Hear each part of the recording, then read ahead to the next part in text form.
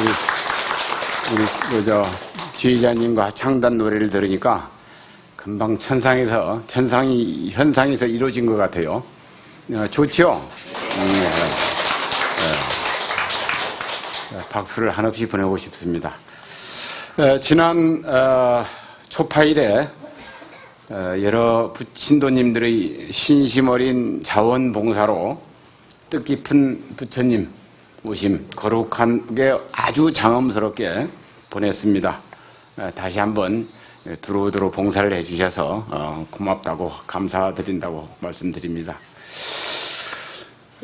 오늘은 오시면서 보셨죠? 그 프랭카드 5월 5일날 단오제 한다고 우리 서남사에서 이 서남사를 창건하신 원효 스님을 1년에 한 번씩 이렇게 다례를 이렇게 올리고자 다례제를 하고 더불어 함께 조상님들께도 감사 영산제를 다례 영산제를 올리게 돼서 오늘은 원효 스님에 대해서 말씀을 조금 이렇게 드리고자 합니다. 원효 스님 옆에 또 의상 스님 계시고 의상 스님 또 원효 스님 또 옆에 누가 있습니까? 윤필거사. 윤필거사는 의상 스님의 사촌 동생이라고 그러죠. 사촌 동생인데 그 당시에 공부를 많이 하셔가지고 아주 훌륭한 거사님으로 이렇게 알려져 있습니다. 그래서 저기 문경 대승사 옆에 가면은 그 윤필암이라고 있습니다. 그만큼 그 윤필 거사님이 그 당시에 의상 스님의 버금가는 그런 큰 대거사님이셨던 것 같습니다. 이렇게 잘 아시다시피 5월 5일은 1년 중에서 양의 기운이 극도에 치달으는 가장 좋은 날로 되어 있습니다. 그래서 이렇게 오자가 2번 겹치는 좋은 날로 떡에다가 쑥을 넣어서 만들어 먹고 또 씨름도 하고 활쏘기도 하면서 또 여성들은 창포물에 머리 감고 그네 타면서 또 수린날이라고 해서 마을 공동체가 모여서 신에게 제사를 올리고 밤늦도록 춤추고 놀면서 회포를 푸는 민속절입니다. 근데 제가 이렇게 보니까 민속절이면서 더위가 시작돼서 단오날을 단오선이라 해가지고 부채선자, 매미선자이기도 한데 부채를 나누어 주기도 이렇게 합니다. 근데 이렇게 단오를 왜 하느냐, 크게 하느냐 보면은 제가 어렸을 때 보면은 지금쯤 모내기가 끝나거든요. 모내기 한 달 내지 한 달 반, 달포 동안 허리 한번 펼 시간 없이 손으로 일일이 다 못 심잖아요. 그렇죠? 저희가 동네는 김제평야인데, 김제평야 그 넓은 들을 손으로 다 심으려고 생각해 보세요. 끝도 안 보이는 하늘과 맞닿아 있는 들녘에 뭐를 심는데 손으로 다 일일이 심습니다. 줄 잡아주고 그 줄마다 심는데 뭐 내고 뭐 심고 한 달 반 동안 이렇게 하다 보면 사람이 지칠 대로 지칩니다. 그리고 힘들면 그때 어렸을 때 들으면 그렇더라고. 사람이 빵으로 보인대. 배가 얼마나 고프면. 그 정도로 힘든데 그 모내기가 끝나고 회포를 안 풀면 어떻게 되겠습니까? 힘들면 힘들수록 서로 앙금이 많이 생기죠? 그러면 휘풀을 풀어야 돼. 그래서 뭐 큰일 치고 나면 늘 뒤풀이를 합니다. 이 말하자면 모내기 뒤풀이가 단오가 아닌가 이런 생각이 들어요. 제 생각에는. 이렇게 우리가 공동체가 하나로 지지 않을 수 없는 해야만 되는 것으로 우리가 이해가 됩니다. 이렇게 허리 한번 펴지 못하고 진흙볼 속에서 기진맥진 보내다 보면 단오 모내기가 끝납니다. 단오쯤 돼서 모내기가 끝납니다. 그간 이렇게 알게 모르게 앙금된 것들을 뒤풀이 축제를 통해서 승하하지 않으면 아니 되는 그런 삶이었으리라 짐작이 됩니다. 우리가 낮에는 활동하고 밤에는 잠을 자야 되듯이 봄이 가고 여름이 오듯이 이렇게 사계가 조화롭듯 삶 속에서도 우비고뇌가 생로병사가 그렇듯 우리 삶의 고달픔이 고저장단, 높고 낮고 짧고 길고 뒤섞이면서 어우러지듯 삶에도 이런 리듬의 조화가 때로는 감고 또 조이면서 또 풀고 풀어가면서 흐르고 그 흐름을 타는 것이 우리가 삶이 아닌가 사려듭니다.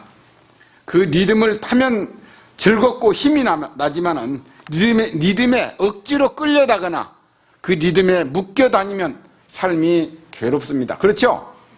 예, 끌려다니거나 묶여 있는 것은 참 괴롭습니다. 그래서 우리가 묶여 있는 걸 뭐라고 합니까? 풀기 위해서 해탈이라고 하죠. 이렇게 그 리듬이라고 하는 것은 사람마다 다 다르긴 하지만 그 사람이 아닌, 예를 들어서 다른 사람이 줄을 잡고 넘길 때 그 줄넘기를 하려면 내 호흡만 맞춰가지고 안 되죠.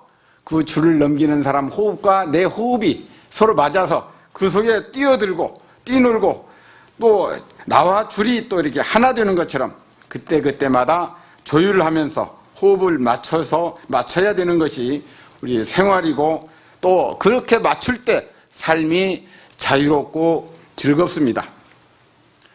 이렇게 우리가 단호라고 하는 것은 그런 힘든 시절을 뒤풀이로 아니면 더욱 승화된 모습으로 나아가기 위한 그런 방편이 아니겠는가 생각이 되고, 지금까지도 우리는 알게 모르게 그것이 업습이 되어서 지금도 단호를 잘 보내야만 또 무더운 여름을 이겨낼 수 있지 않겠는가 생각됩니다. 리듬을 우리가 다른 말로 신명이라고 합니다. 신명이 오르면 거기에 뭡니까? 내가 없습니다. 신명이 막 오르면 무아지경이라고 그럽니다. 무아지경 들어보셨죠? 네. 무아지경이 되면 그보다 더 좋은 게 없습니다. 무아란 말 무슨 말이죠? 내가 없단 말이죠.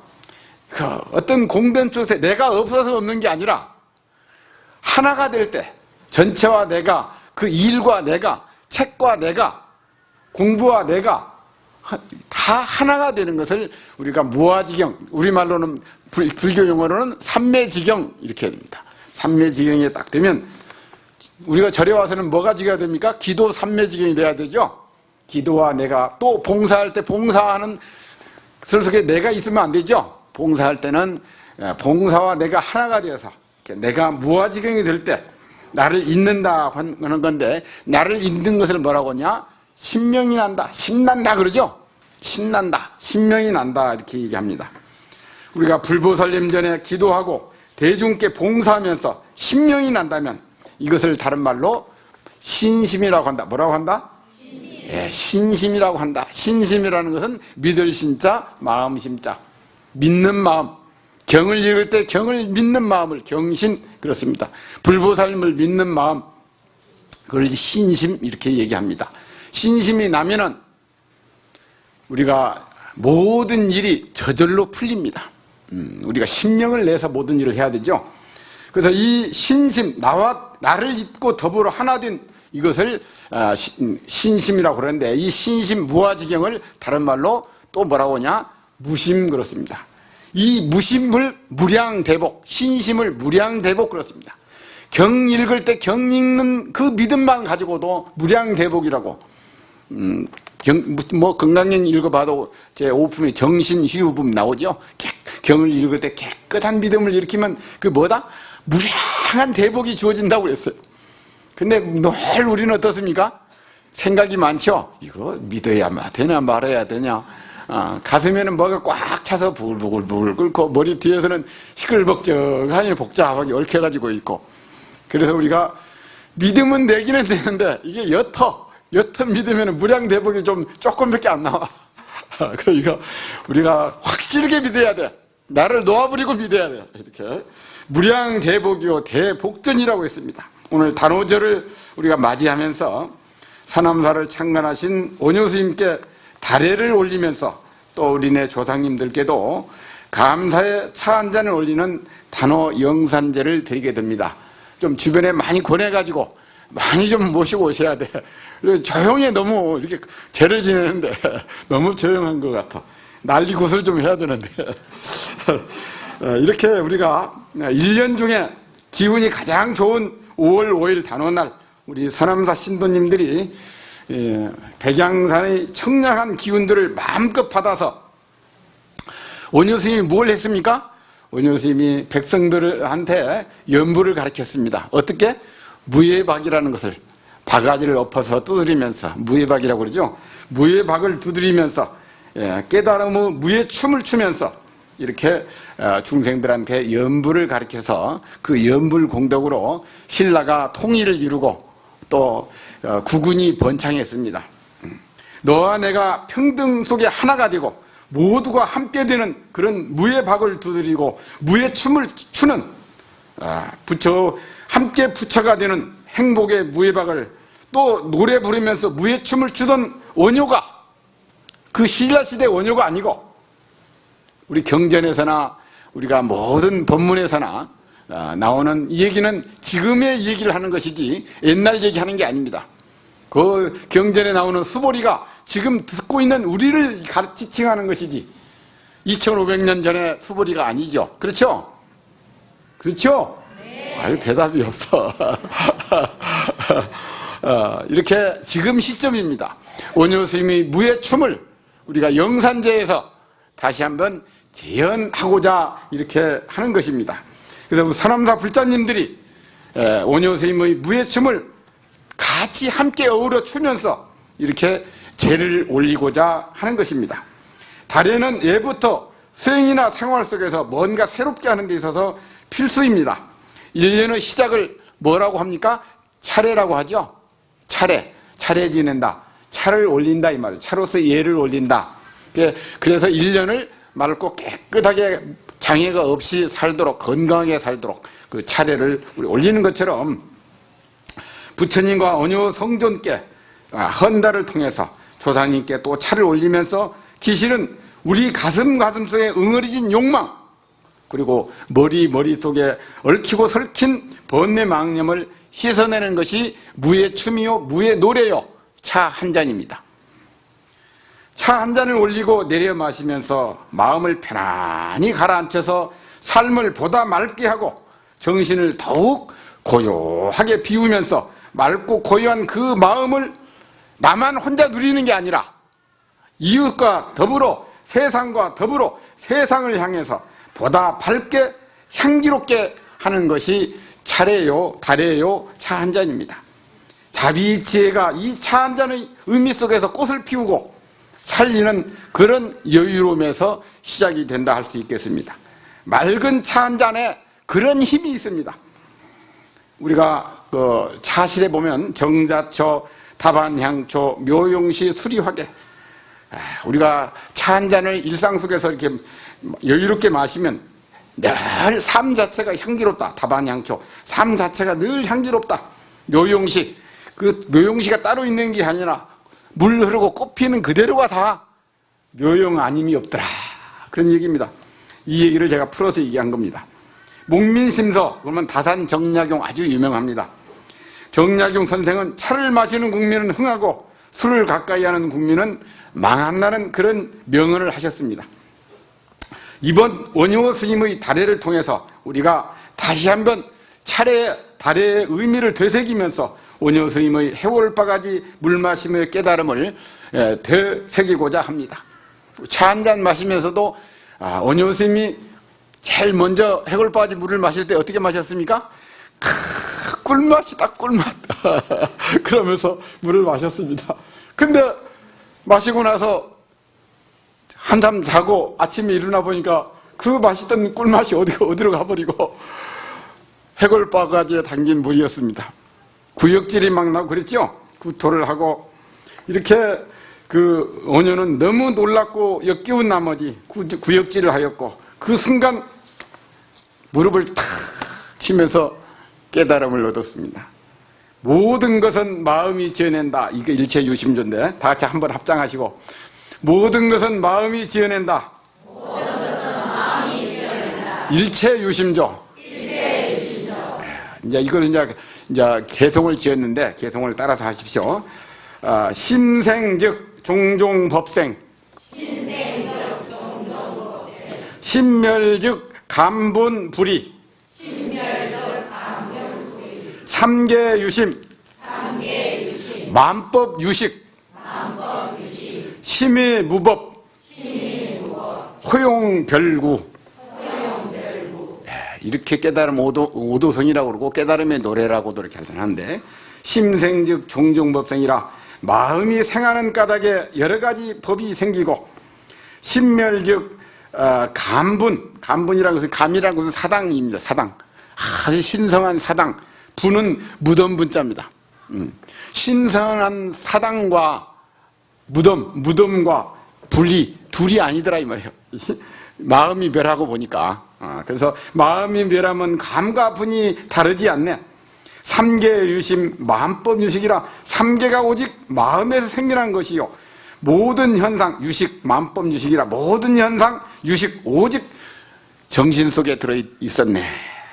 정신뿐이네. 심의무법이요, 마음밖에 아무것도 없는데 허용구별이라 무엇을 따로 구하랴. 이것을 한마디로 뭐냐, 모든 것은 마음이 지어낸다, 일체유심조다, 이렇게 얘기를 한 것입니다. 아셨죠? 네. 여러분들이 이제 이 말을 듣고 다 원효스님이 돼야 돼. 깨달았어야 돼 이제. 자, 한번 오도성을 읽어봐 이제.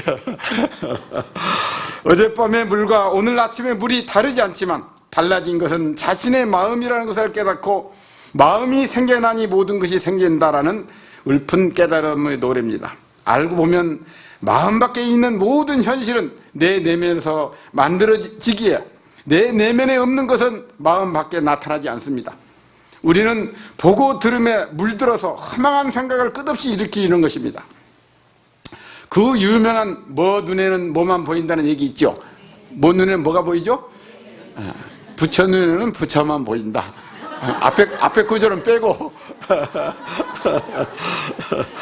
이렇게 무명으로 우리는 어리석어서 참된 실상의 실체를 보지 못하고, 보고 들은 자기 생각 속에 뒤덮여가지고 착각된 미혹에 빠져서 어두운 욕망의 삼독을 일으킨다 했습니다.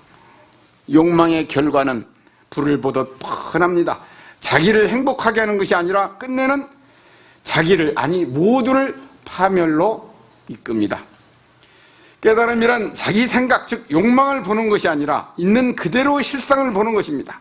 맑은 차 한 잔에 내 한 생각 씻어내고 닦고 맑혀서 밝은 달덩이를 건지는 여유로움으로 차 한 잔을 마신다면 오녀 스님의 깨달음이 나의 깨침으로 전환되어 오지 않겠는가. 허망한 욕심이 없어지면 그 어떤 분노나 슬픔에도 물들지 않고 또 일어나지 않는다겠습니다.